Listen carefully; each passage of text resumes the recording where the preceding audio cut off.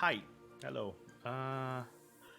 Hey everyone, this is me, the Observer, and I am here on a bit of an impromptu stream to do a session zero of our Isekai campaign.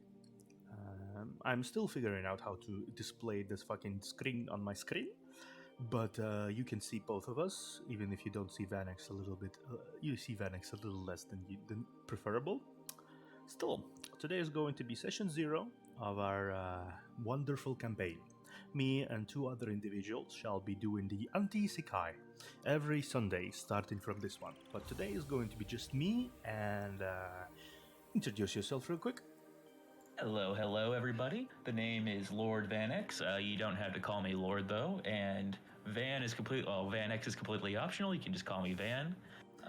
I'm just a normal, eldritch god from another universe who somehow found their way into this universe, and have been hanging out here since God, like everything was still gas whenever I first arrived. So I've been here for a while. So yeah, uh, not much else to say about me. I just kind of hide away in caves and just do my own thing. Wonderful. All right, so I'm gonna be quickly changing the title of the stream because fuck me, I forgot.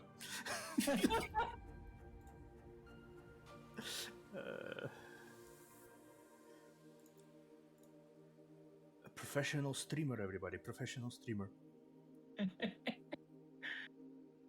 We're in this. Okay, finally, I realized I needed to change the fucking thing.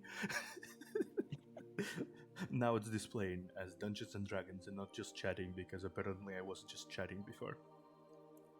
That's just how it goes. Sometimes, you're just chatting, and then other times, you get like 3 hours into a stream as you're playing, Fallout or something, and you realize, oh crap, it still says I'm playing My Little Pony. Yes.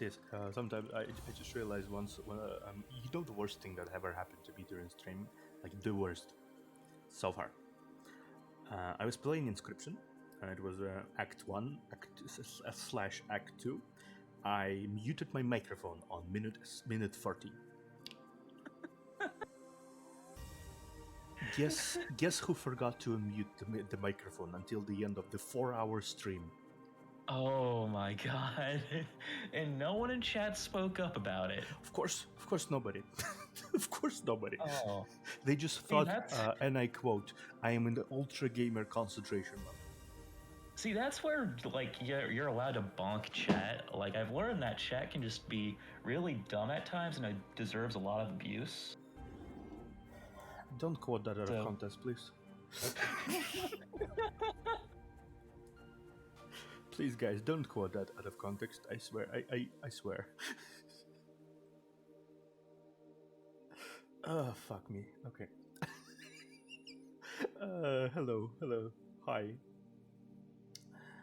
My chat says hello, fellow book enthusiast. Oh, yay. See, I can't read. Well, see, that's the excuse I use to get out of my taxes. So officially, I can't read. Yes, for legal reasons, I cannot read. All right, this is us. This is our little gaming session. And anything you want to say before we begin this? So for those of you, so we were supposed to have a session zero with all the players together earlier, but that kind of fell through on my bad. But basically, this is going to be a parody of the isekai genre in D&D. Basically, think of it like Konosuba and the boys kind of had a weird offspring, and that's what this session is. Well, that's what this campaign is going to be like. So things will get weirdly dark, but there's going to be kind of like a weird, funny spin on it, if that makes sense. From what I can understand of this campaign, I personally enjoyed The Boys a lot. I watched all 3 seasons of it. I find there's a certain beauty in how honest the show is sometimes. Oh, yeah, definitely. and Like and the I tropes that actually. are being Oh, played. sorry. Sorry, the tropes are being played sometimes are wonderful. So, and Oh now your yeah. turn. Sorry. Like I actually ran this campaign before, uh, and I didn't watch The Boys yet. So whenever I watch The Boys, I'm like, hey, like I can actually use this as a little bit of inspiration. Yeah, I feel like the boys are ultimately a piece of satire that can be brought over to any possible genre, be it superheroes, be it fantasy hero parties, be it everything. This everything and the like. Oh no, I think you may need to adjust my. Why are you so big?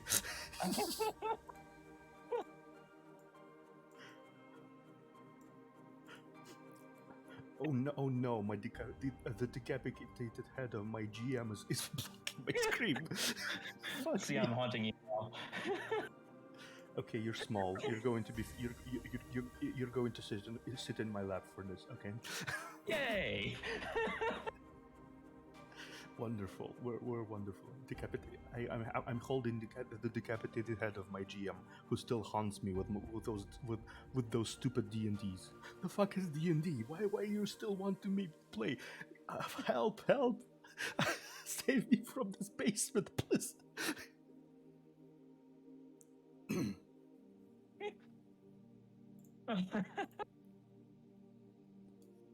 Oh boy. Why balls? Vernal. Yes. Yes. No. So this is the generic isekai starting town layout. Ah, yes, I know those. They sell those on eBay Yeah, yeah. for every for every um, uh, for every Japanese anime company. They run out of stock very quickly. You know, now that I'm actually thinking about it, like you could kind of consider Attack on Titan an isekai, if you know, like a bunch of oh crap, I don't want to get into spoilers, but yeah, Attack on Titan could be an isekai. In a way, I think so. Yeah, it's more of a from place to place rather than from world to world, but it might as well be two different worlds. Yeah, I mean, like you know, going from like one technological age to another could be considered isekai. Jurassic Park could be considered an isekai.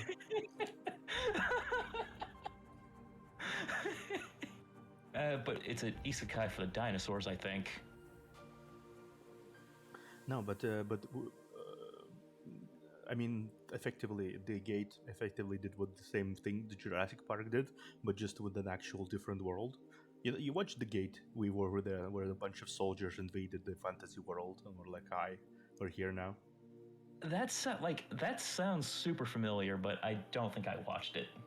Well, yeah, there was an anime, and there's still a manga ongoing yet. I'm pretty sure, where a bunch of soldiers from Japan discovered the portal, and like monsters broke through the portal on the Japanese side and decided to attack everything. The army got involved.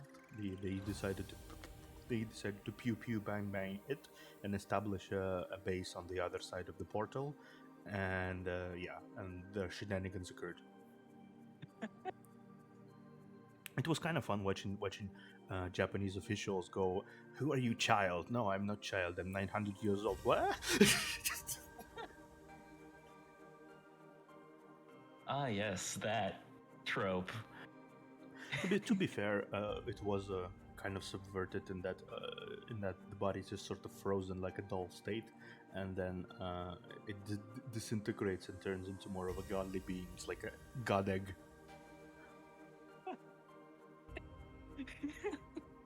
It sounds ridiculous when I say it like this.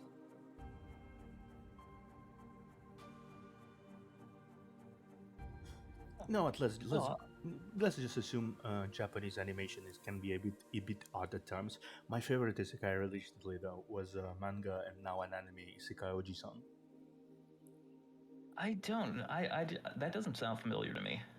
So imagine instead of your usual popular guy with the girls, instead of your usual guy from Sky Skull.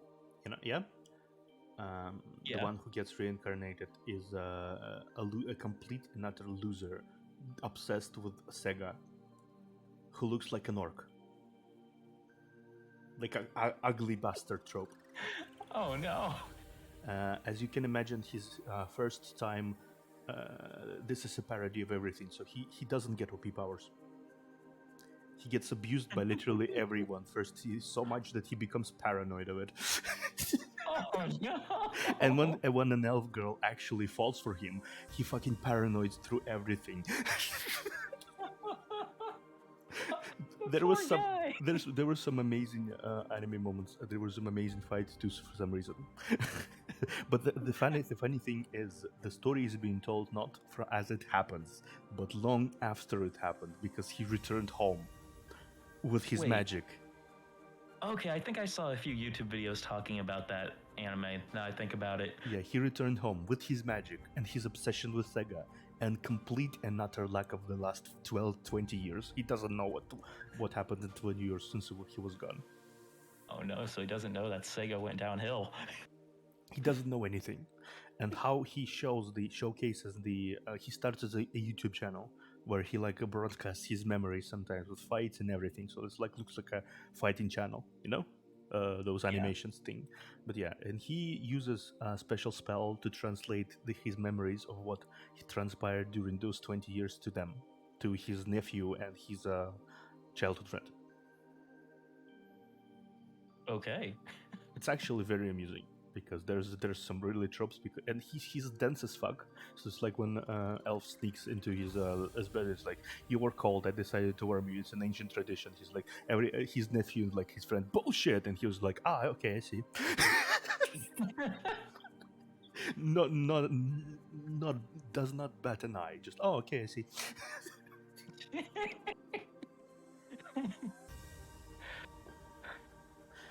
But I think the funniest thing about this is that there are legitimately good moments of fighting where like both him and Elf work together, and he's genuinely earnest guy. Where like moments where he's like, he was given payment by the hero party, but in a hero party, and was like, I won't check.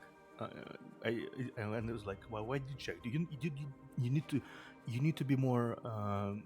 I won't check how much money I got. You need to be more thorough. No, you're not some random strangers. I trust you guys. It's just like it fucking shot through the heart. Because they didn't scam him or anything. It was just that straightforwardly. Yeah, I trust you. Oh, that's kind of wholesome. But yeah, I think there are just a lot of funny moments in there. If you wanna watch, be my guest because it's really cool. I'll definitely put it on my list of things to watch. But yeah, outside of me gushing about some random things, I think we can start. Yeah. Okay. Well, without further ado, let's get into it. For over 100 years, heroes from another world have entered ours. They assisted in defeating the evil Demon King, and later went on to help us in other ways. But as more and more heroes kept coming, they started to have little to do. The people of our world then became these heroes' playthings. They would abuse us, rip us off, steal our children, and so much more. Soon, the heroes established their own government, which ruled over all the lands.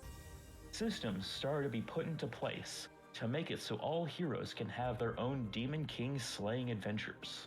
And so our town, once renowned for its cheese, became a starting town. A place where fresh heroes would appear, learn about the world, level up, and leave for greater purposes. Any valuables were either stolen, taken to more higher level areas, or just broken. And so we all eventually became puppets, playing a role for the heroes. None of us dare say it out loud, but there is a burning desire to take our world back, and to return it to the way it once was. Recently, the heroes have established a new system, As more and more heroes defeated the Demon King and reached the upper echelons of their power, they started to realize that they were kind of bored. Running governments was not something that these weebs from Japan and America really wanted to do. So, in order to make it so things don't get stale, they decide to spice things up by taking massive inspiration from China's Three Kingdom era and Japan's feudal era. And by that, I mean they set up shogunates. Essentially, the 7 strongest heroes in the lands claimed a bunch of land and would rule over it. Whenever heroes would go forth and actually defeat the Demon King, they would become known as true heroes, and they would be given a little bit of slice of land. And what the heroes would do with this land is gather people, gather resources, gather power, and try to take more land. This essentially was the end game for the heroes. They would always have rivals to fight in order to expand their kingdoms. The starting town is one of neutrality. Plus, no one really wants it. All the natural resources have been stripped, and it's just kind of, well, to put it bluntly, it's kind of the Detroit of this world. Our tale starts on a dark and dreary night. A fresh batch of heroes are expected to arrive as there are ideal conditions that are occurring.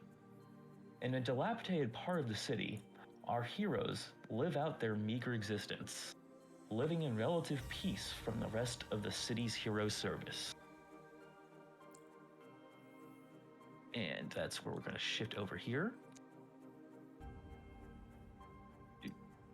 Okay, over to the library. It is in this library where one of our heroes, well, I can't really say heroes, protagonists of this tale are living out their lives, going through the mostly empty library and making sure that all the books that they've gathered throughout the years are still right where they are. All right, and this is where your character, if you just want to, give a little introduction about your character. If someone were to enter the library right now and watch as and look for the familiar figure rustling about between between the book filled cases, you would see an older gentleman, a dragonborn, a green dragonborn, with small round glasses nestled upon his large nose, with a pensive expression on his face, old, time-worn robes, and a long wooden staff, which he used to prop himself up and walk around. The old man lets out a heavy sigh as he studies the books that has been still kept around. Most of them were harmless, nothing too useful, nothing too particularly spicy, as most things that were useful to anyone has long left the contents of this library and were resting somewhere in one of the endless amount of bag of holdings one of the heroes have. The Dragonborn seems to be moving despite his age, he's moving rather spryly. He isn't slow, he's very nimble. He climbs down the stairs, checks on the books, climbs down, moves the ladder, checks on more books, and he seems content with life, at least right now, more or less. His name is Altak Jarxiros.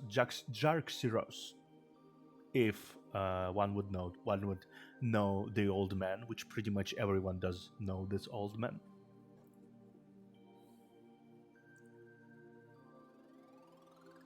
So, what would you say? So, what would Altak be doing? Like, what like there's downtime, you know.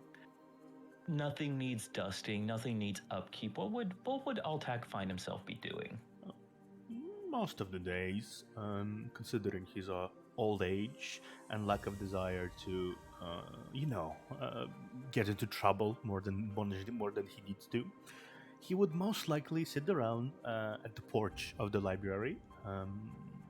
There's a wooden porch right outside the library where the few tables are set up, and he's always there to invite others and join him for a cup of tea because he does enjoy good company of his fellow townsmen, most of which he knows since they were children, basically. He's a very old man. A very knowledgeable old man, would you say? He's a very knowledgeable old man who's always there to tell a story of a great hero or stories of the past or history or anything you'd like. Now, would he be the type to know almost every book in the library? He would Like he absolutely treats. be. He reads every book that gets into the library and he has almost photographic memory. Okay, all right. And does he consider the books precious? Almost akin to children to him?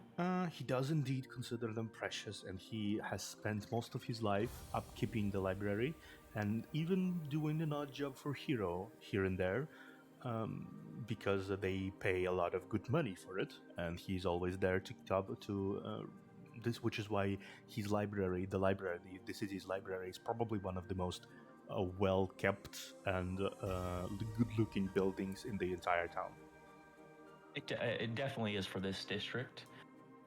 Actually, it's one of the reasons why people even come around this area to begin with.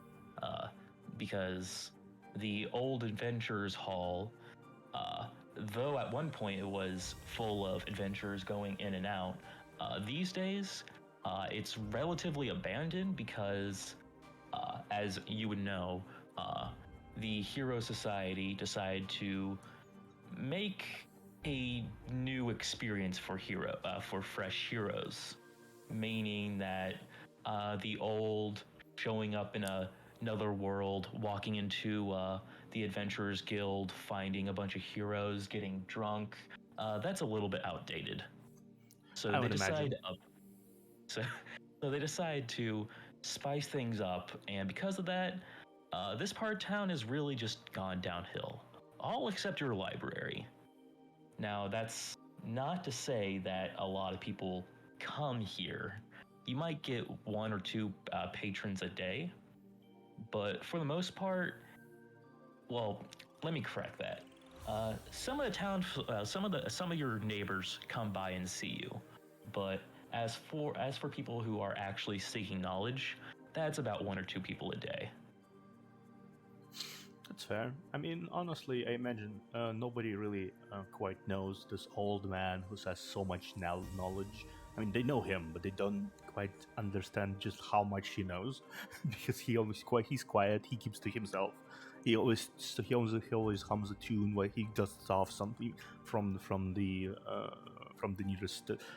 nearest book case. So, it is on a just very quiet night. The weather, well, you can tell by now.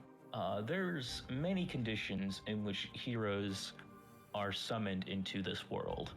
Uh, and you can just feel in your old bones a thunderstorm coming, and you can tell that this is certainly one of the ways heroes will appear. So you're not expecting the heroes to come over here, but uh, you're just anticipating it just because it is always somewhat of a little bit of an event in the town whenever new heroes do arrive.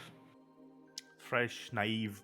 Those who still don't really want to do anything with the current citizens of the place. They just want to kind of go off and do their own Pretty thing. much.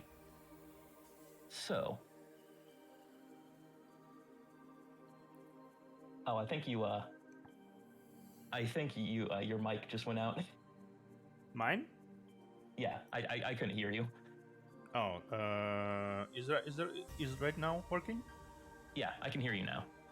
Yeah. All right. Cool. Cool. Cool. But so as you know, it's the end of the day, right? And w- this library, this library does have a little study and bedroom for you to live in.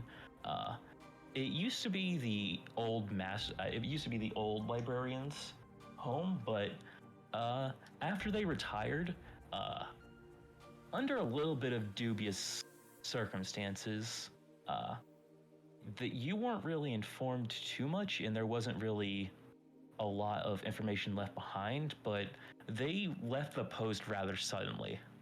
But you were basically you were given full ownership of the library. And so you decided instead of maintaining two different buildings, why not just move in here to the place where you feel at home? Yeah, So, I've been working my entire life basically at this library, so obviously. so it's around closing time, you're thinking, okay, I don't think any more heroes are going to appear, and it's getting late. So I'm gonna just tidy up a bit near the front of the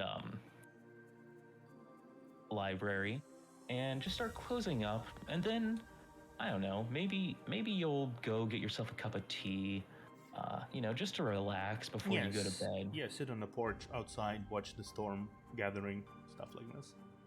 Yeah, just wind down for the day. But just as you're about to, straighten up a stack of papers that, the wind kind of blew out of alignment, the door opens. And this is a relatively well maintained structure, so the door doesn't open on its own. But for whatever reason, the door opens up and nothing comes through. Uh, There's a moment of pause as the Dragonborn looks up at the door opening. The audible creak attracting his attention. The audible creak, the one like a voil on the iron hinges, kind of thing. yeah, Uh, yeah. he adjusts the glasses on his nose and just kind of confusedly lets out a small huff and just like, oh, what is this? Then he straightens the stack of papers, grabs his staff, which he had positioned right beside the table, as he was using both of his hands to straighten it. He just started to walk slowly towards the door, and it's not unusual for young heroes, especially if they're young, that like kid heroes, to like pull off pranks. It's not really unusual. He had seen many heroes come through, many. It's not about. I imagine it's kind of a frequent occurrence, right? Yeah. And he has been around for 50 years at the very least in this library. Yes, enough to see, quite a bit. Yeah, quite a bit. So he's not like surprised. Like it's not on. It has been many times in his career that some kids pulled off pranks, some stuff, wind blow, storm rose, stuff like this. It's not really unusual. So he just kind of wobbles off to the door and carefully If looks out into the street that is slowly dimming because of the light coming going out. if you could, please make me a perception check just to see like what you can see in your area.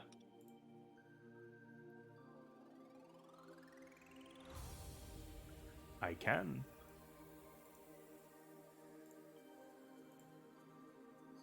Okay, all right. Uh it's again, it's about dusk, right? Well, it's actually a bit further than that. It's twilight. So I can add basically, something that he doesn't really pay attention. He doesn't really expect anything to like drag big dragon or something like this. yeah, that would be like the big. It's more of so a nothing. cursory.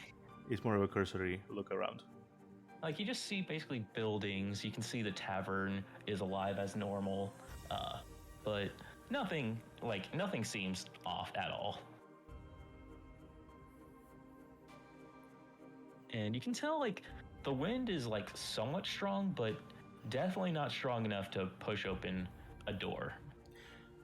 He sort of stops, pauses, and rubs his, dragon beard thing, like a beard, but like a dragon beard thing on his, strokes his beard with the finger. How peculiar. How peculiar. And he's just like, instead of walking in, he's a curious soul, so obviously he's going to walk out of the building, close the door behind himself, and kind of stand there for a moment, just kind of trying to ascertain what could be the reason behind such a strange behavior. And as you're standing there, you can just hear the thunder rolling in the distance. Uh, you can hear the pit, like the far off pitter patter of the oncoming rain, and you can like see like the occasional stranger like moving things from outside their homes to inside their homes, but there's still not much going on outside. And the door doesn't open again, right? Correct. How curious.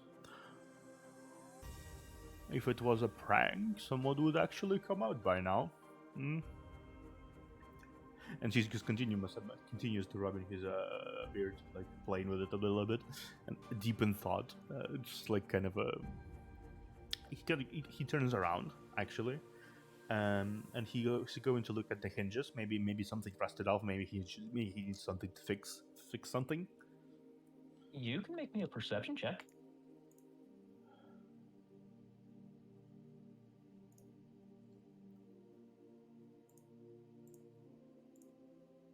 9. You can tell, like, something like the hinges are a little bit rusty, and that might just be the cause of why the door opened. Looking back on it, it did open relatively slowly, not like a burst. So it could have been that the last person in or out just didn't close the door properly, and it just kind of slowly opened.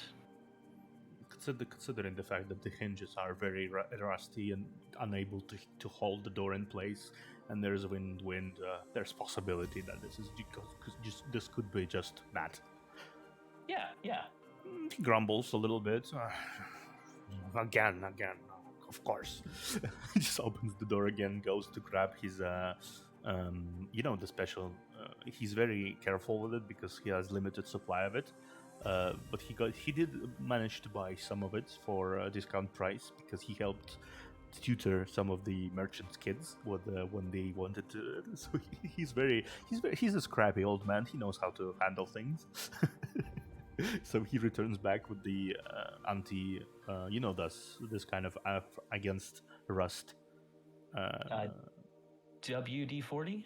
Or no, that wouldn't be it for rust. Um, like a special oil against rust. Yeah. Yeah. He just kind of Yeah. grabs a small rug, grabs this substance, and goes to add some of it, just like make sure the door doesn't randomly close and invite people in while he's sleeping because he slip. One thing to say about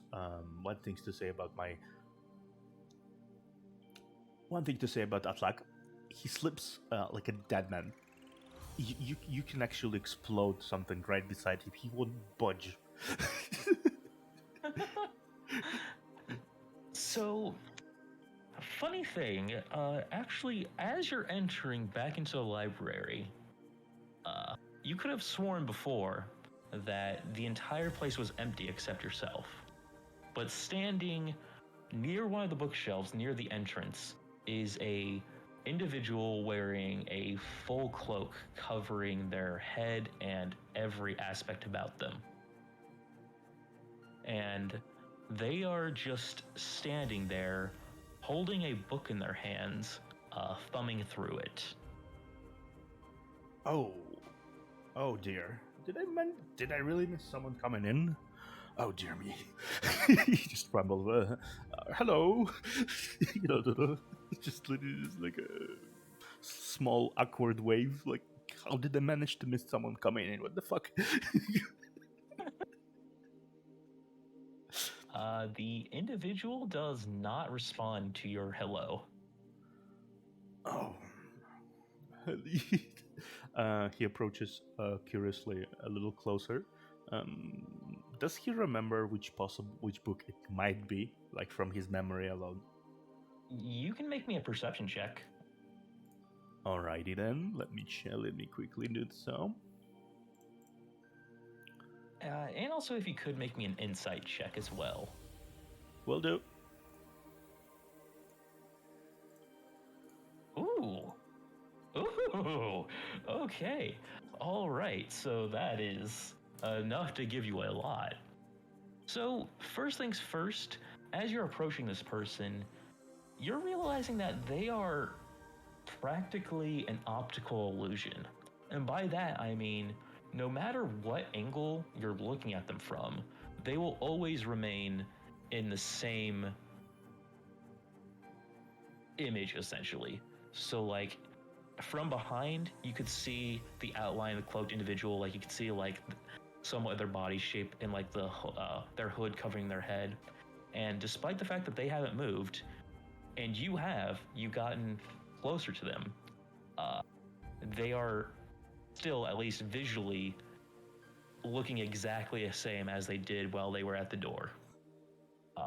In addition, you still cannot see their face, and despite the fact that they're holding a book, you cannot see any hands, despite them clearly holding a book.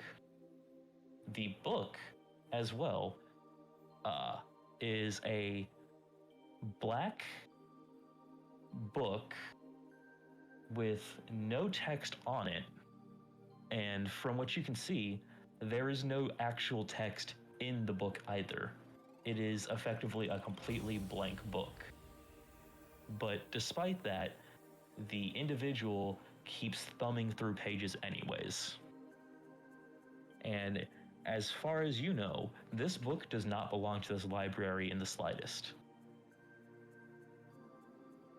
He kind of pauses in place as he approaches, hand risen, a curious tilt to his hands, head to the side, just completely caught off with the fact that this entire existence is sort of an illusion. It's sort of like a weird, like a puzzle, almost a puzzle person. It's like he's like just standing there for like a solid 30 seconds, watching what happens. But he doesn't really see sense any hostility, does he? No. So this guy just standing there, flipping. Yeah, like this person just seems to be in their own world. Well, he decides to take a bit of a step forward and approach as close as possible. Curiosity overwhelming his hesitation, obviously, as usual. The individual still does not react.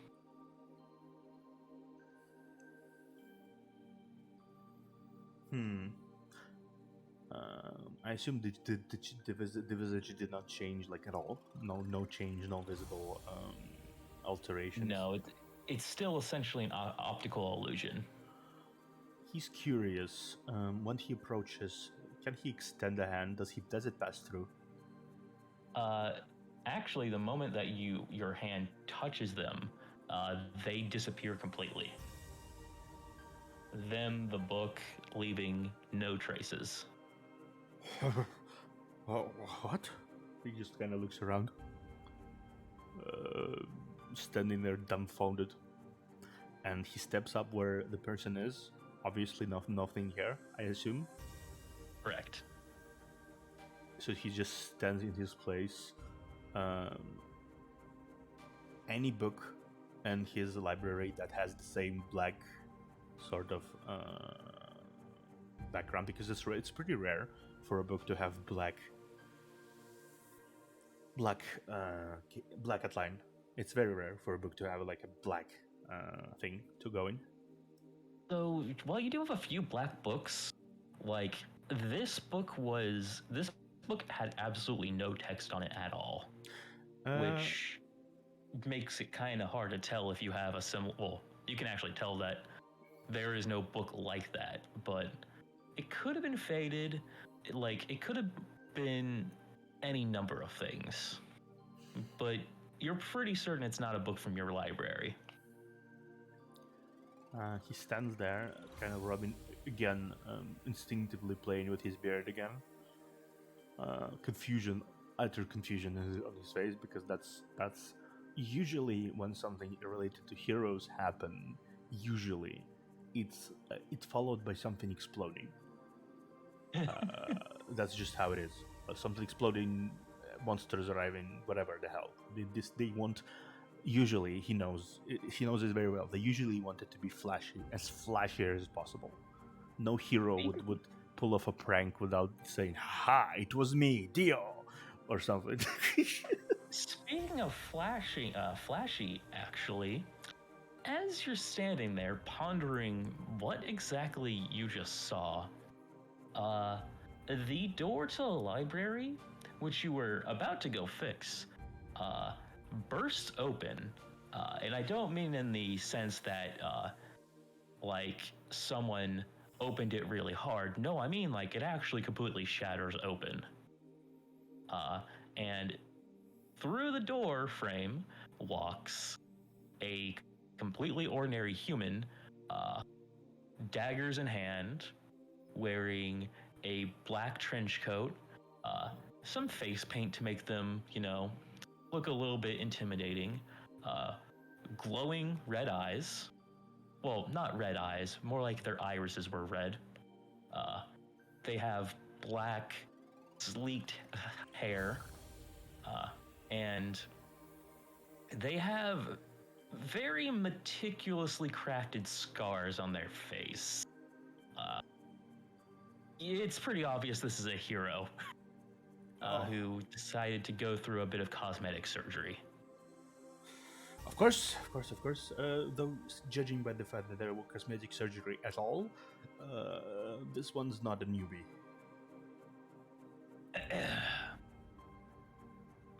Where is the librarian? Hello, you're looking at him. Oh, that's just gross. All right, okay. So I'm gonna keep my calm. Okay, I'm gonna try really hard to keep my calm. Okay, but I swear, if you don't cooperate, we're all gonna have a bad time. Okay. Why would I not cooperate? This is a public place. Yeah. That's what you say. Okay. Now, do you have a place where I can discuss a matter with you, one-on-one, preferably not near any windows? Well, there's no particular windows around. He kind of gestures around. There's no windows. It's just basically books upon books upon books. Do you have a study or some type of... Yes, of course. Okay, take me there, please. Sure. Whatever you say. He just kind of walks calmly towards his letters. When you deal with heroes bullshit for more than 60 years, you sort of don't really care about a broken door anymore. And as he's following you, he's like eyeballing hard different books, and like as he like will pull one book out of the shelf, look at it, and then just toss it somewhere, damaging the spine or causing pages to rip out.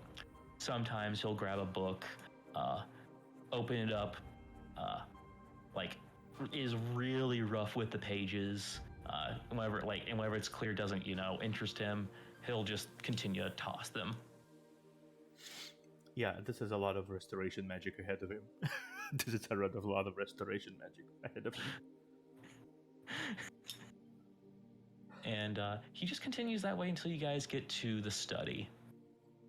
Which the study, it's separate from your room. This is more like the public study. So, there's a fireplace, there's a few chairs, tables. It's just a place where, where you can go and study, Yeah, it's just a very comfy place where someone can just kind of relax and talk about business, whatever.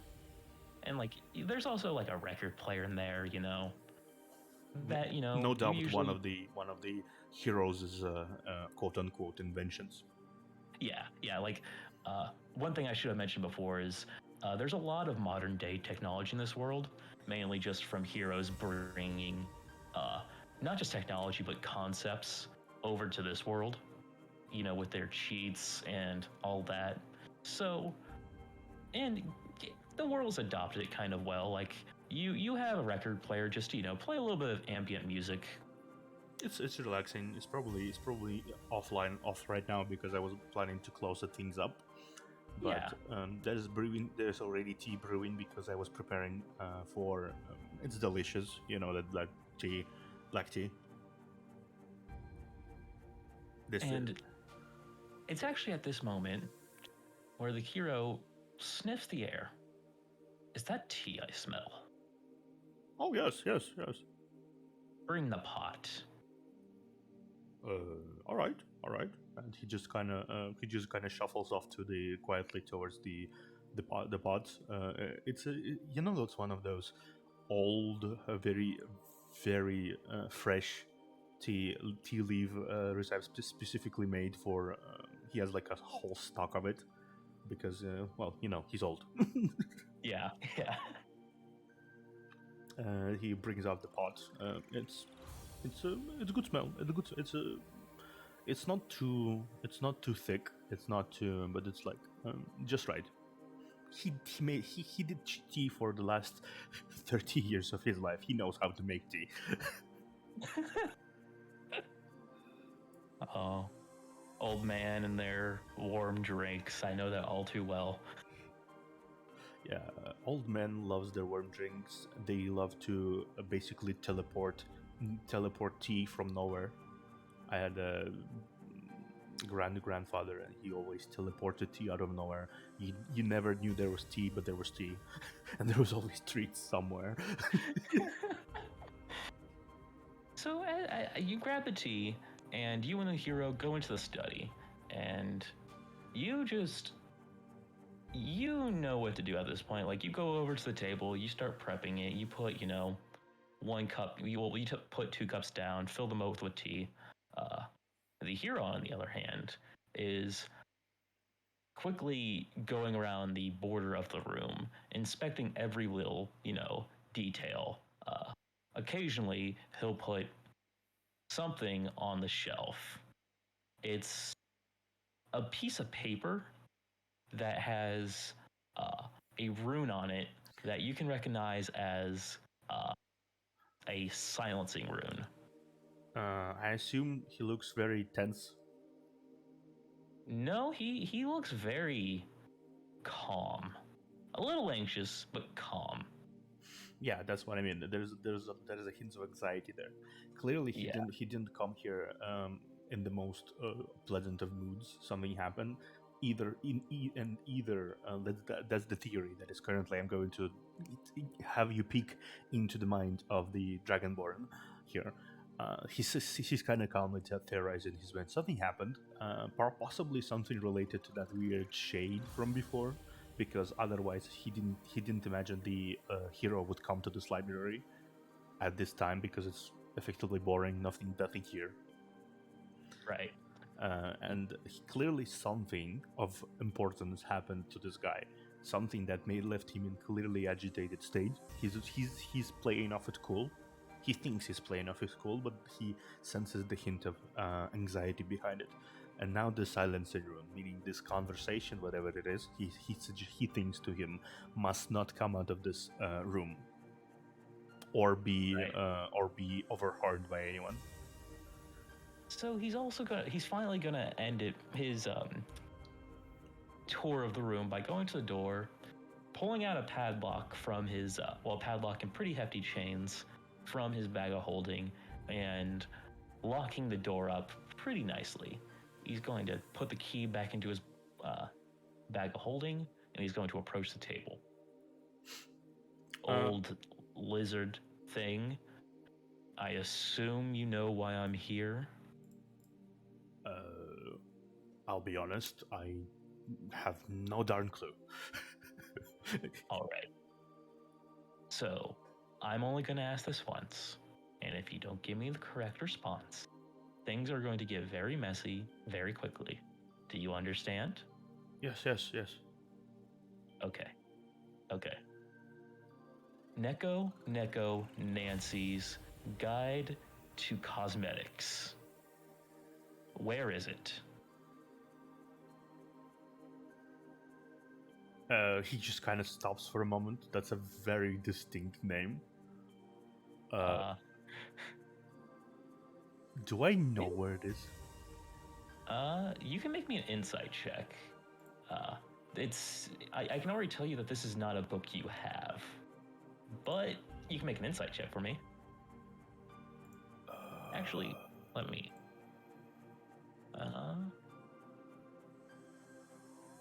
And you can also make me a history check as well. Okay. Oh, wow, that's unfortunate. So, may I give I know it's kind of cheating, but can I have one advantage because I'm a history buff? yeah. Okay, that's better. Yeah.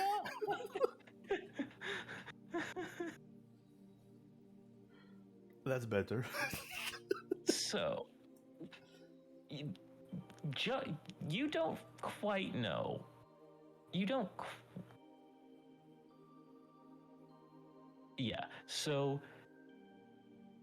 you don't know the specific book, but you can take some context clues. Neko is the Japanese term for cat. Japanese is not a natural language of this world. It's a language brought over from the heroes. And that's what they like to call the tabaxi of this world. Yes.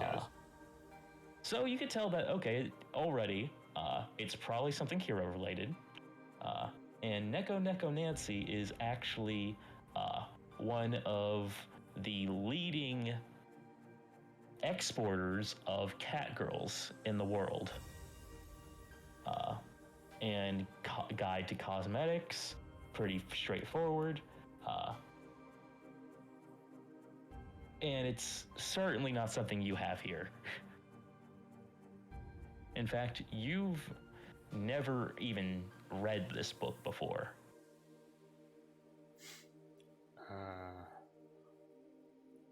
Oh, I know this book. I'm sorry. This is maybe was there a book like this before in this library, but was effectively stolen. I would actually be. It would actually not be surprising if there was a book, but some of the younger heroes decided to appropriate it for themselves. No, this book would have never touched the shelves of this library. I'm sorry, young man. This is I don't have it. I know it, but I don't have it. Isn't okay. Keeping calm. Isn't this a library? Yes. Aren't you supposed to have all the books? We had a lot of books, but other young lads like yourselves decided I don't need to have those books.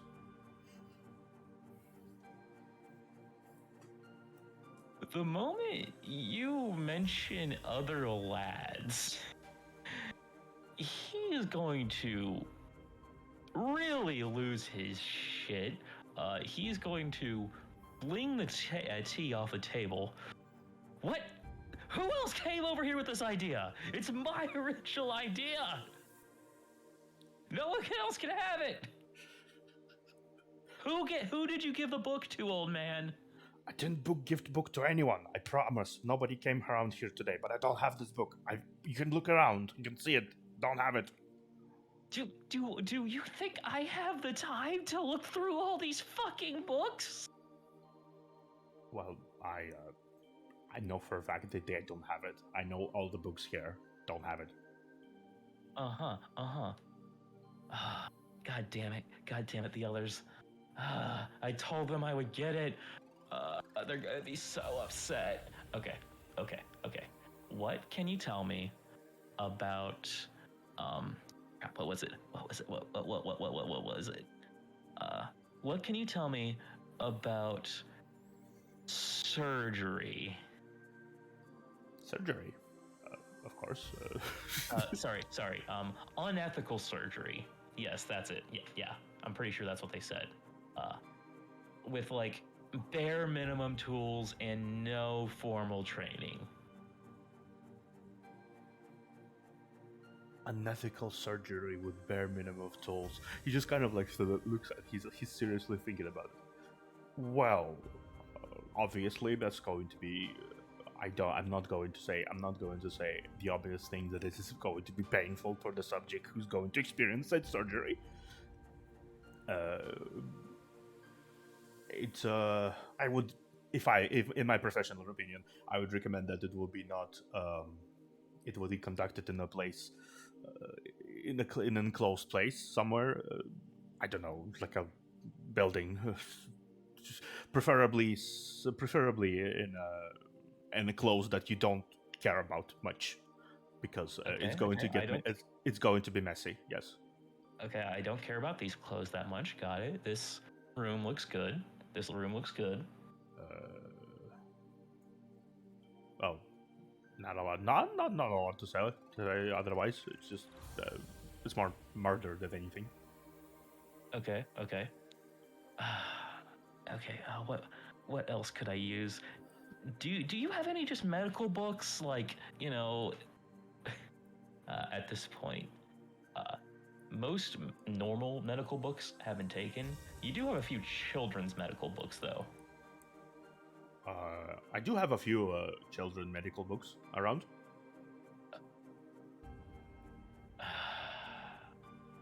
Okay.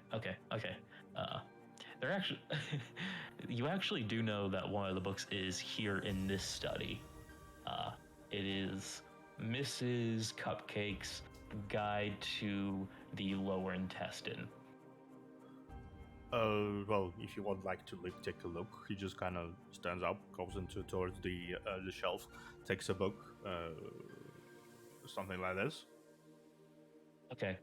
All right. Epidermis. He just picks up. He's just thumbing through it.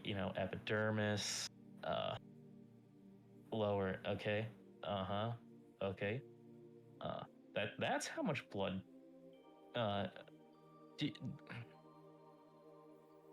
This book looks like it's about tieflings. Okay. Do you know if this translates well to cat girls? Well, truth be told, there isn't a lot of differences in internal organs between a lot of people of this world. Not a lot, especially not between tieflings and cat girls. I would say the biggest differences are between people of draconic blood, so to speak, and others. But there's not a lot between the tieflings and cat girls. What does draconic mean? Well, myself, I'm part dragon. So, are you any different from a tiefling? Yes, a few other things, namely an organ that allows me to breathe, not fire. In my case, it's poison, but usually there's fire or something else. Uh, uh, okay, okay. So I'm gonna need your help. All right. You've been somewhat accommodating. Okay. Um, at this point, he's going to pull out a bag of holding, uh, and he's going to wrap both of his. He's going to put both of his hands in it and just kind of start stretching it open.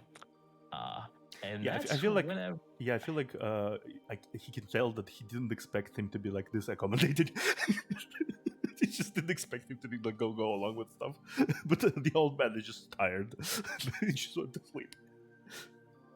And that's whenever a person is going to plop out of the bag. A live person. You actually know this as one of the children who live not too far away. You actually know that their mother is really sick, so this kid actually does uh, try to bring in some money, buy groceries. But they come by the library often to talk with you and, Oh, uh, talk about old stories and old lore, and all that fun stuff. Uh, the kid is now laying on the ground, still alive, but their hands are bound and they are clearly panicking. oh dear. He just kind of slinks a little down. Oh dear. How is the name of the child? Um, their name is Timothy. Oh dear, Timothy. Timothy. Oh dear. What are you? Why? Did he do something? What is? What are you? I was just going by the store, and this person, like they just came up and like they hit my head, and the next thing I was in a black void, and now I'm here. I don't know what's going on. Oh bother. Oh bother. It's just like he's just like he knows this by this point. Some of the heroes do a lot of assholish things. He's probably seen this happen a few times. He's surprised he's still alive at this point, considering some of the things that happen. He just kind of puts his cup on the table. He still held his cup almost on reflex. He just kind of goes a shuffle closer, just kind of inspect the child, everything. Is he like not bleeding too much? Hopefully, The kid is the kid is pretty much fine. just scared out of his mind. Yeah. And he lets out a sigh of relief, and just like, okay, all right. He just kind of a little confusedly watches this. What may I help you with? Like a question uncertain. Well, okay. I think I got this.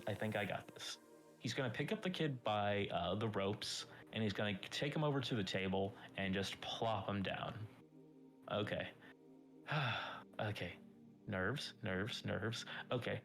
Old dude, you are going to be my assistant. He's just kind of confused. All right, what are you trying? Okay. He's going to. Oh wait. I don't think I have. Will daggers suffice? I think these are medical tools. I know they use sharp things, but I don't know what they use. Much smaller sharp things. Those will not perform anything. They will just kill him. Well, not if I just use the tippy tip, and like it'll just slice faster, so everything should be good, right? The picture of utter confusion, like this, he failed to understand the logic behind this. It's just like, so he's both concerned by the UFO for the kid and confused about the situation. It's like, you wake up, just an additional allegory, you wake up in a satire and everyone says, you wake up in a Monty Python show as a normal person. I just imagine you waking up in the Monty Python and just kind of passing up, bring out your dead, bring out your dead. Just this sort of same. level of confusion you would experience that he's like a, a rooster just decided to dance in front of you, Gangnam Style, and you just you just have no clue what is happening. You just gotta okay. I'm so fucking confused about this. I'm just gonna go along with it because the fear and everything is so blocked out from the sheer absurdity of the situation. It's just like it doesn't really click to him that he's old, so he's slow, but it doesn't really click to him how fucked up this whole situation is right now. It's just like well, if you have the skill. I mean, when the goddess is just kind of like the catch-all term for like whatever power gives the heroes their unique stuff. The goddess gave me really good hands, hence why I'm a thief. Oh, So, if I have really good hands, I should be able to do this. Everything is hinging on it. Okay. So, think Grey's Anatomy season. Crap, I don't think I watched Grey's Anatomy. Do you know? Have you watched Grey's Anatomy? No, wait. I think he realizes how dumb that sounds before he actually finishes before I actually can reply. No, wait. Oh, right. You're old. You wouldn't. Oh, wait, no, it's not you're old. You're a lizard person. Lizard people don't watch Grey's Anatomy. Well, you know what? I played enough games to know what I'm doing. Okay. Do you have a sponge? They always call for sponges. He kind of he's still. I'm going along with this because I think it's funny because he hurts himself in his confusion basically. He like the lizard person hurt himself in confusion. Like goes to grab cleaning supplies completely limply. Like his brain is like dial-up noises right now. He just goes to grab cleaning supplies. It's like with a sponge and everything, like modern cleaning supplies. Just kind of goes uncertain sound.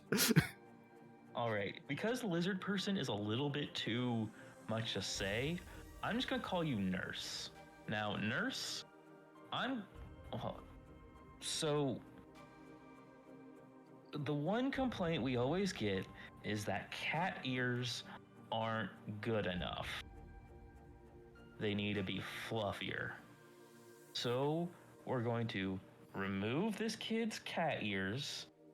He's going to go into a bag of holding and just plop out two fluffier but fresh cat ears. We're going to replace this one's cat ears with these ones. I don't know how to do that, but you know what? We're gonna wing it. You have glue, right? I don't believe that would work, honestly. Oh, right. Glue will. And honestly, it would be kind of very, very, very scary for whoever watches this if the cat ears suddenly fell off. They might even call them it a fake cat girl. Right. We need. Oh, I know. Okay. I do know a little bit of flame magic. I think that will do the trick. Thank you, old man. See. This is why we should respect our elderly. Okay. Now, I'm going to make the decision. I do whatever with the sponge. I don't know what you're supposed to do with the sponge, but just do something with it. Okay? All right? I'm going to... He's going to pull out his dagger. Well, he's going to pull out his dagger, which... it's a relatively gnarly-looking dagger. Like, it's a little bit... Like, it has a little bit of a curve to it. It's serrated. And it glows just a little bit. And he's just going to it's going to start off with a gentle incision. He's like, wait, how How deep do I have to go to remove an ear? The kid is fully awake and conscious and screaming as a dagger is entering their skull. Wait. I feel like he's going to stop mid insertion with the dagger still in the kid's head, and he's just going to like grab his temple. Wait, I feel like there's something important I'm forgetting. What is it I'm forgetting? Nurse, what am I forgetting? You are. Can I just randomly roll a history check in order to understand what he might be? Medicine. Yeah, no, actually, history would actually be a bit more appropriate here. Okay.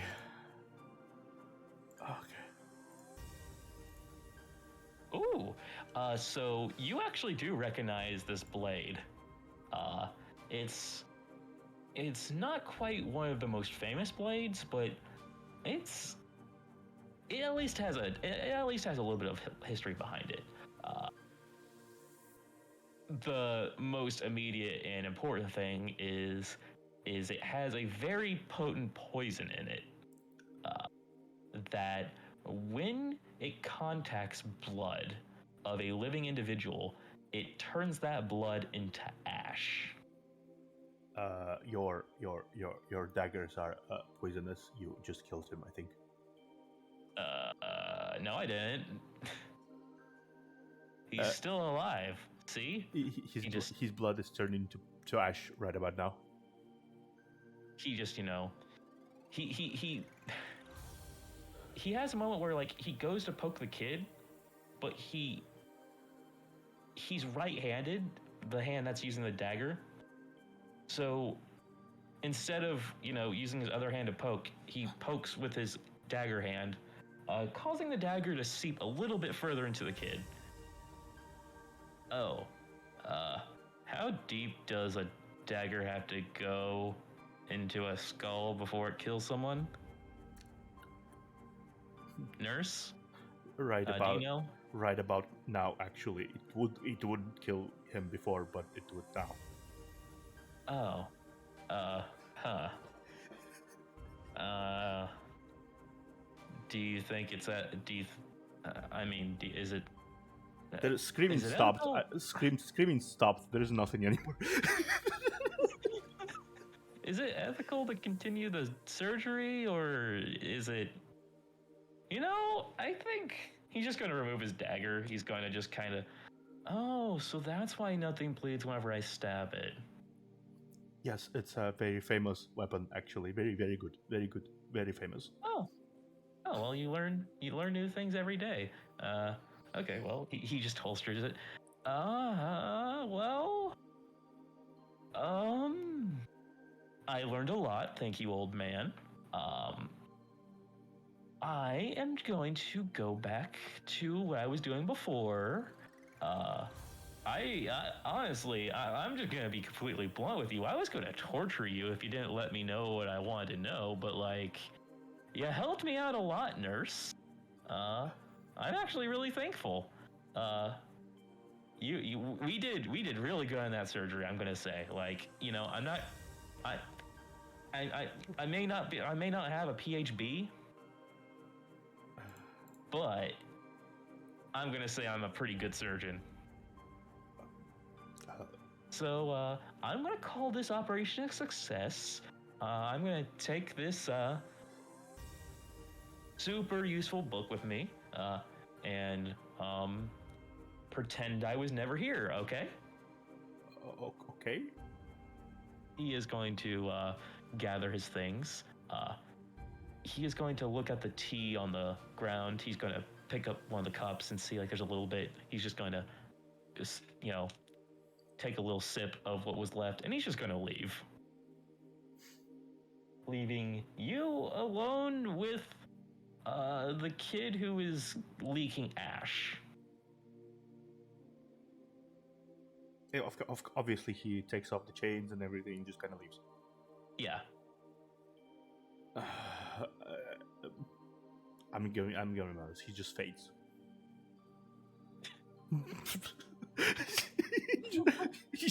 there's, this is nothing like panic. He just like takes the last sip of the tea from the same of his own cup, shaking hand, takes sip, takes 2 steps, and just drops.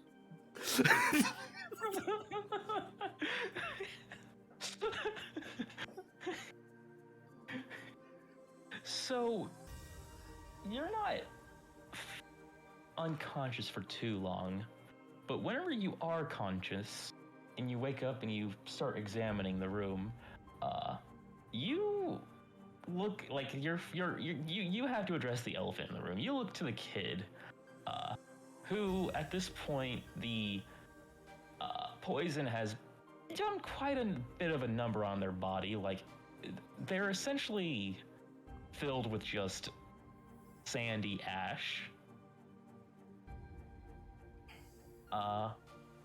And embedded in their chest is a dagger, a very plain looking dagger, with a note on it. Kind of trying to collect himself,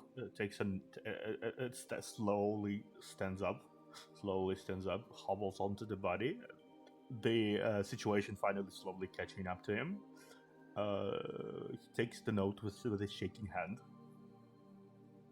And the note is going to read, "Tired of heroes? Come to the Adventurers Guild as soon as you read this. It is time for this to end." He looks at the child.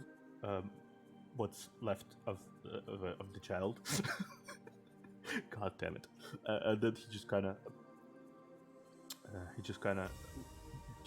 did they have to stab him with it? He has to. He doesn't go into the Adventure Guild immediately.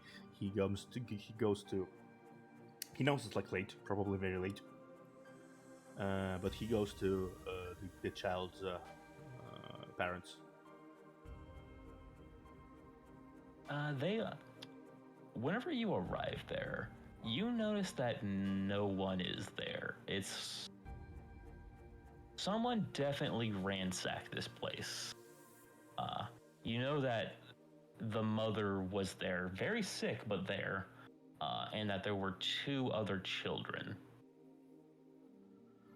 As he lets out the sigh that obviously that kid wasn't targeted for just random reason. Obviously,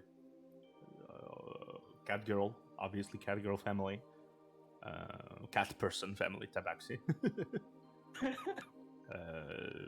He's just like, he looks around for a moment, sighs, very tired sigh. It's like, like I'm told for this shit.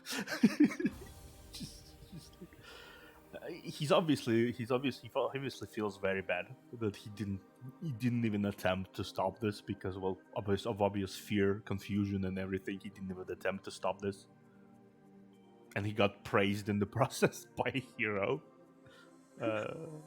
You were good. You were a good sport. It's just like, okay, I watched a guy murder a child, and I was a good sport about it. That's wonderful to hear. That's wonderful to feel. You are a very good nurse. Yeah, I'm a very good nurse. Honestly, that is true. I'm a very good nurse. Even professional nurses usually remain calm, even in the most inhumane operations.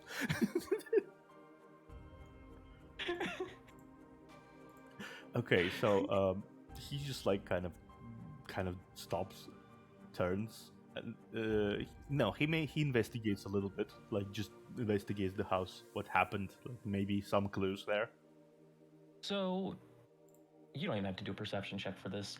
The place was definitely ransacked. The door was busted down in a similar manner to how the library door was busted down. He fixed that, by the way.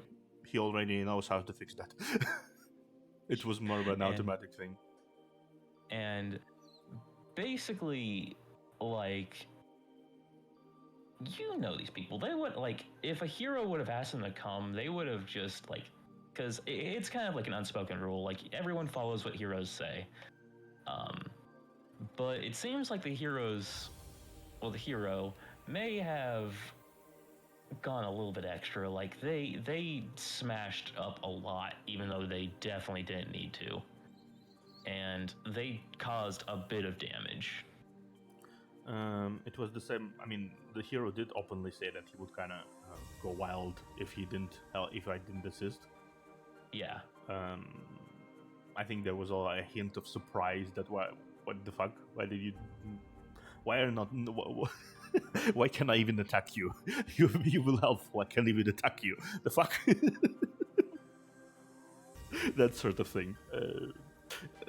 What I imagine in my brain is Homelander kind of entering someone's home and expecting them to be like a bitch about it, and like he has a reason to attack them and stuff, but they don't give him a reason to do anything, so he's just kind of like, well, fuck. Just the fuck. What am I supposed to do now? Okay, I just go. I guess I just leave. You know, that kind of thing. So yeah, like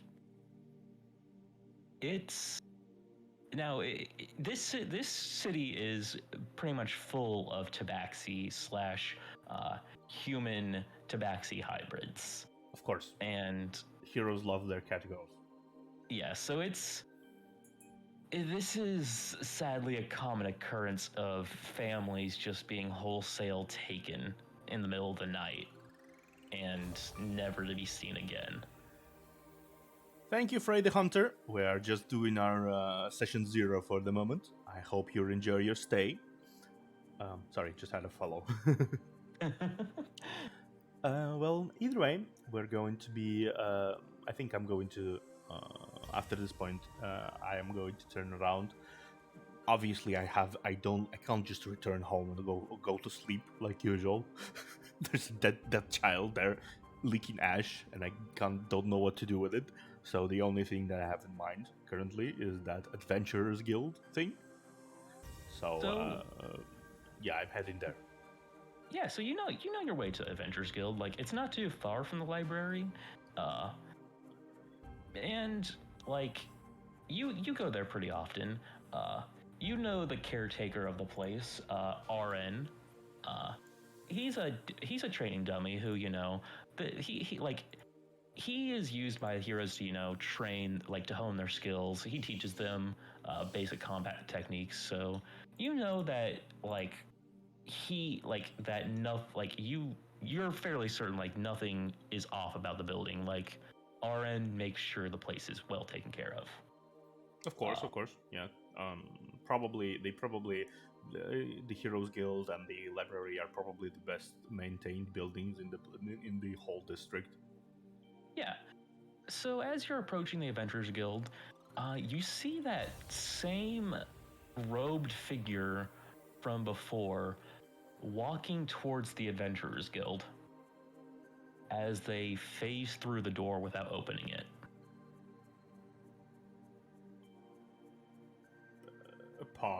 A long pause.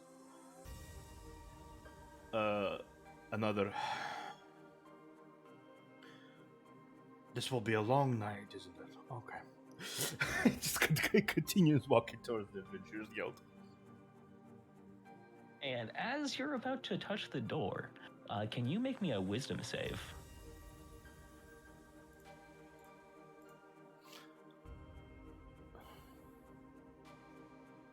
Saving of the wisdom. Okay, let's see.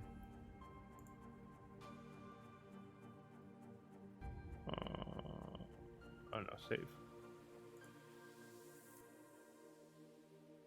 Oh no. Was I close at least? You were somewhat close. Okay. So everything is going to go black for you as your body is just kind of paralyzed. You're going to slump to the ground.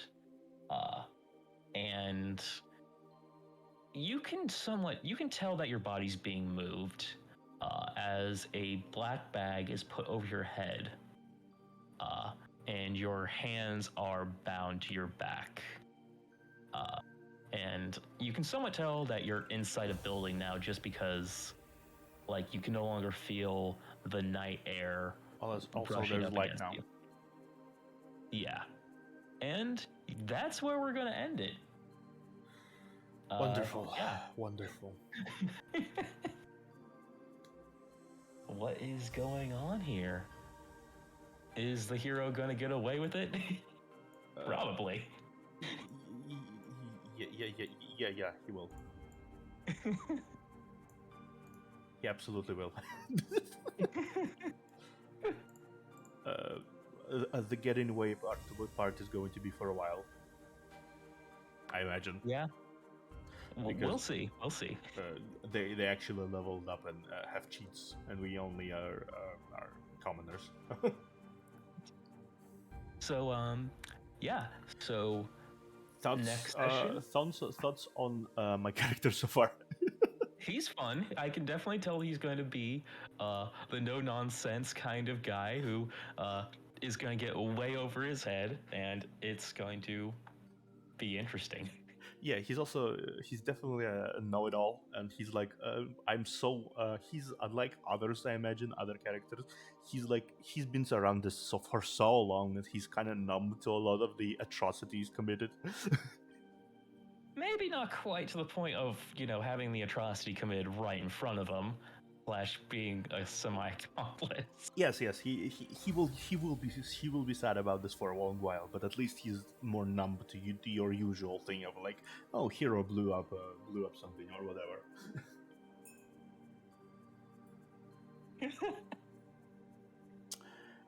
Yeah, So, I enjoyed role playing the utter mind break tag of today's session.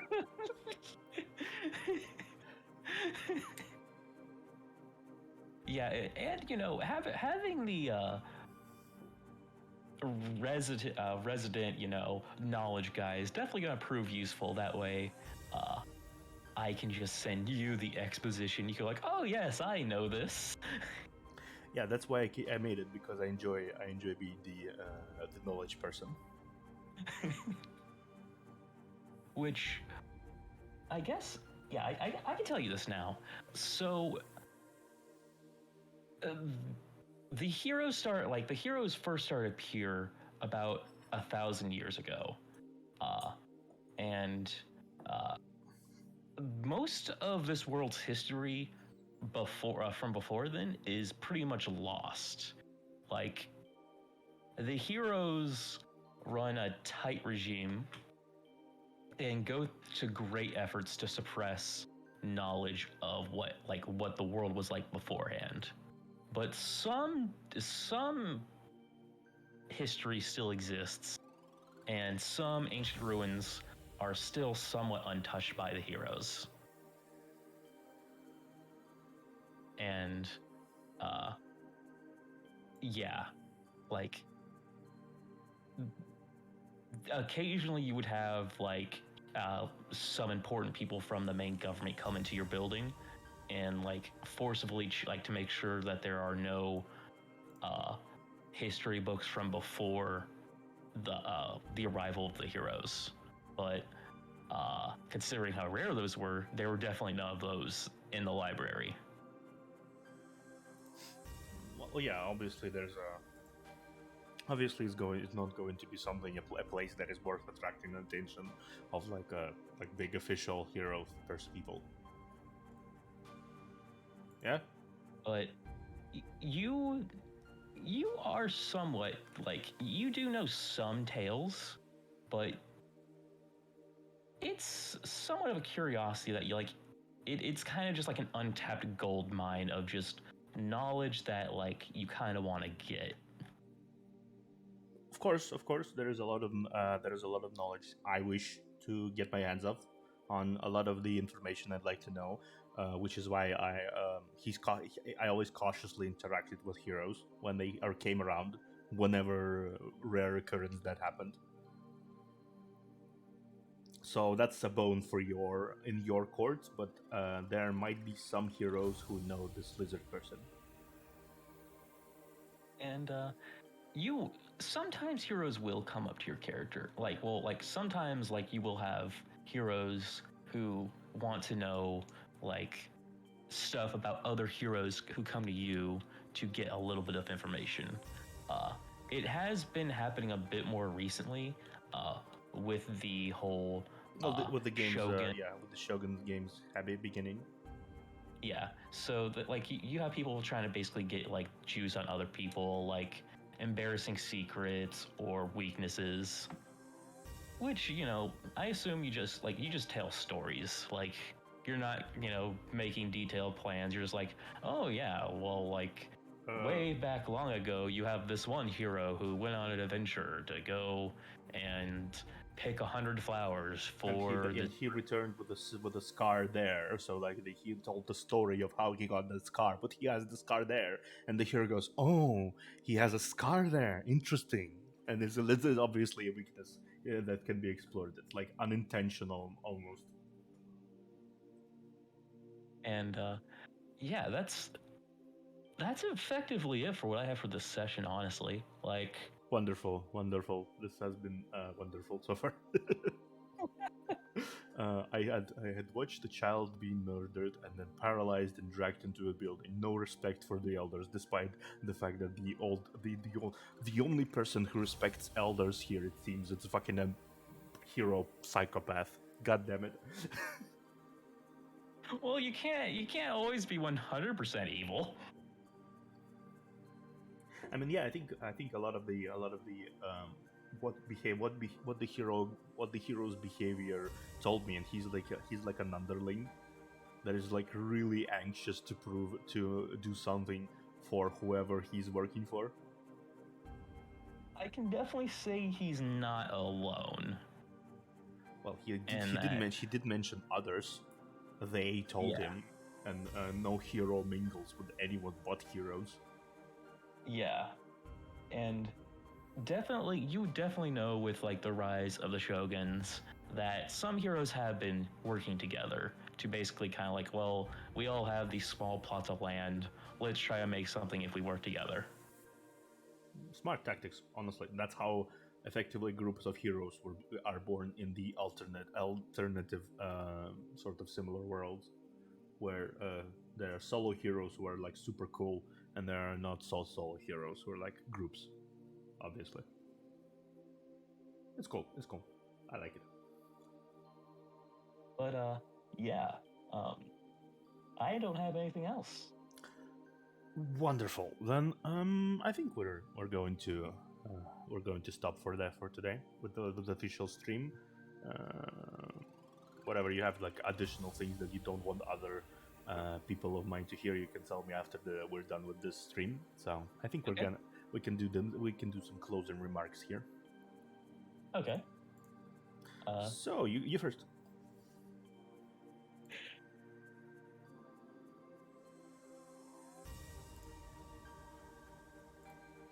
Yes.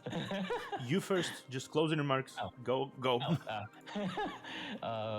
No children were harmed in the making of this session. We respect children, especially ones that need to be used for live surgery. Uh, and uh, spoiler alert: these heroes will be getting what is coming to them at some point. Obviously, yes. That's they're going to get firebolt in the face. Though, admittedly, surprisingly, I think a lot of my character was going to be because he's a wise old man. He knows that no person is completely irreparable. I'd say so. He's going to be maybe try to. Basically, he's not going to be the extremist here. Like all heroes die, all heroes. That take a while. We all know that take a while. To kill all heroes, that take a while, and it's very unrealistic. So what he's going to try to do in his finite life amount, he's going to try and show some heroes at least the way to like behave like normal people, at least. Try to quote. Well, that's certainly an ambitious goal. I mean, they can act civilized. So I doubt all the heroes are irreparable egomaniacs. That is true. It's just a good majority of them are. Yes, but yeah, I think what he thinks is a lot of a lot of that egomania was born out of pure competitive nature and fear. When you're afraid of someone who's stronger than you, and there's a lot of heroes who are stronger than the other heroes, especially those who are like monks, like immortal basically. Fair. That is fair. So he's going to try. It's not going to be like a super naive goal. He's going to try and bring out some of those better qualities out of people. Like say with this rogue, he was clearly not exactly super comfortable with what he was doing. Like this is not like super. This is not like he's bloodthirsty and enjoying himself. He's probably, from at least from my understanding, he's more a Damas. He's more of a Damas than anything. I mean, you're not wrong there. Like, why does my blood why did my dagger not kill not draw blood when I stab things? I don't know, whatever. And then suddenly, all right, they turn into ashes. I didn't think about that. He's such a dumbass. I just thought PG-13 mode was on. Such a dumbass. This is like the Deep, but the hero.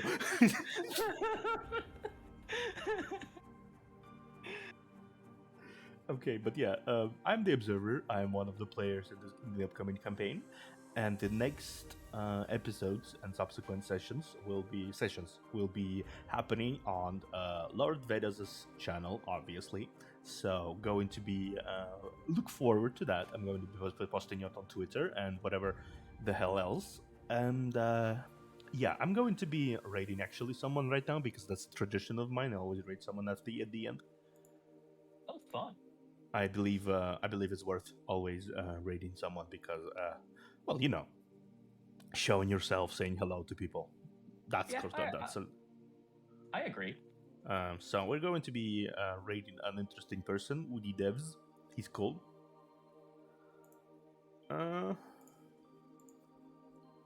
Woody Devs. Yeah, it's always good to build the community. Always good to have the my one of the chatters said it's always good to raid to build the community. All right, I'm going to start this in a moment, but it's been me, the observer, and my wonderful GM, Lord Vanex. Yay! I mean, he's this disembodied head, but that is sometimes kawaii. Okay, I'll see you tomorrow, without the disembodied head, hopefully. Though maybe I'll get another head. Okay, bye. I'm gonna start the raid, and goodbye. Goodbye.